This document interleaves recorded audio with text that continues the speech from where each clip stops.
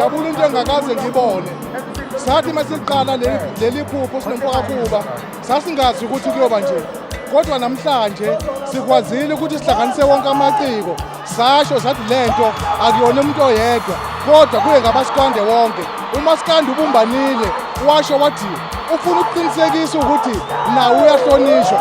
Namhlanje uyazibonela nazi inkundla zabaculi zihlangene kanye nabalandeli babo labekhuluma ngalizwe elilodwa bethi ingami ingawe ingathi sonke. Kade sanjelwa uMinister uNathi Mthethwa ngokwe-office lakhe wafike wathi lo mcimbi ufuna ukuqinisekisa ukuthi usuzokwenzeka mnyaka wonke.